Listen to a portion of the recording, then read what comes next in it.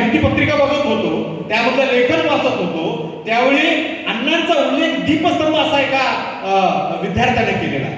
खरोखरच अण्णा दीपस्तंभ आहेत, तुम्हा आम्हाला मार्ग दाखवणारे आहेत, मार्गदर्शक आहेत. त्यांनी दाखवलेल्या वाटेवर जर आपण गेलो तर निश्चितपणानं आपल्याला सुद्धा यश जे आहे ते मिळेल. विद्यार्थ्यांनो, यशाला कुठलाही शॉर्टकट नसतो हे लक्षात घ्या. बऱ्याच वेळा आपल्याला वाटतं की यश आपल्याला सहज मिळेल. यश आपल्या जवळच आहे. अण्णांनी सुद्धा ही एवढी मोठी संस्था जी उभी केली त्यासाठी कितीतरी खडतर परिश्रम केलेले आहे.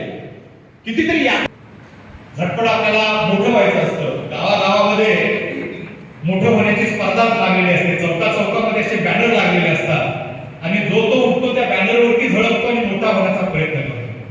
कागदावर झळकून असं मोठं होता येत नाही आपल्याला. त्यासाठी मोठी स्वप्न पाहावी लागतात. त्यासाठी समाजाने दखल घ्यावी लागते.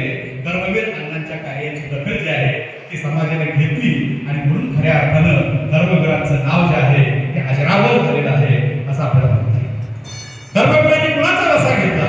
धर्मवीरांनी कुणाचा वारसा पुढे चालवला? महात्मा फुलेंचा वारसा धर्मवीरांनी पुढे चालवला. पंजाबराव देशमुखांचा वारसा धर्मवीरांनी पुढे चालवला. सयाजीराव गायकवाडांचा वारसा धर्मवीरांनी पुढे चालवला. डॉक्टर बाबासाहेब आंबेडकरांचा वारसा धर्मवीरांनी पुढे चालवला. माणसाला जगण्यासाठी अण्णाप्रमाणे शिक्षणाची सुद्धा गरज आहे. शिक्षण हे फार महत्वाचं आहे आणि हाच मौलिक विचार घेऊन मौलिक शिक्षणाचा प्रसार अण्णांनी आपल्या हयातभर आयुष्यभर केलेला आपल्याला पाहायला मिळतं. हेच व्रत घेऊन अण्णा पुढे गेलेले आपल्याला पाहायला मिळतात. अण्णांचा जन्म हा कोल्हापूर जिल्ह्यामधल्या हातकणंगले तालुक्यातल्या एका छोट्याशा गावी झाला. त्या गावाचं नाव कुंभोज. मला पुन्हा त्या गावाच्या नावाचा उल्लेख यासाठी करावा असं वाटतो की ह्या गावामध्ये आणि माझ्या जन्मगावामध्ये फार कमी अंतर आहे.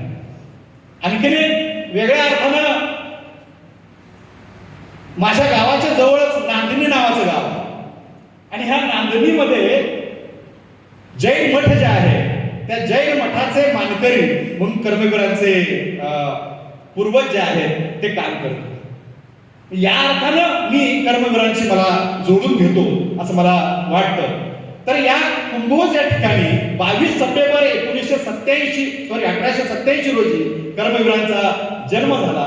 खरं तर त्यांचं मूळ गाव जे आहे ते ऐतवडे बुद्रुक सातारा जिल्ह्यामध्ये हे गाव येतं. त्या ऐतवडे बुद्रुक मध्ये त्यांचं मूळ गाव हे आहे.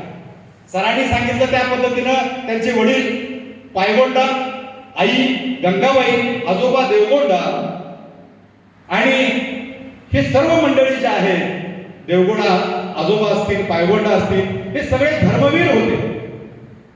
म्हणजे जे आजोबा होते ते नांदणीच्या जैन मठाचे मानकरी होते. तिथं त्यांना न्यायनिवाडा करायला बोलवलं जात होतं.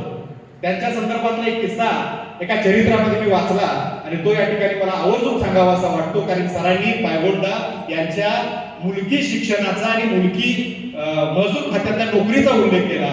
आज महसूल खात्यात जायचं म्हणजे आपल्याला स्पर्धा परीक्षा द्याव्या लागतात, त्यामध्ये अव्वल यावं लागतं आणि मग आपली कुठेतरी त्याच्यामध्ये निवड होते.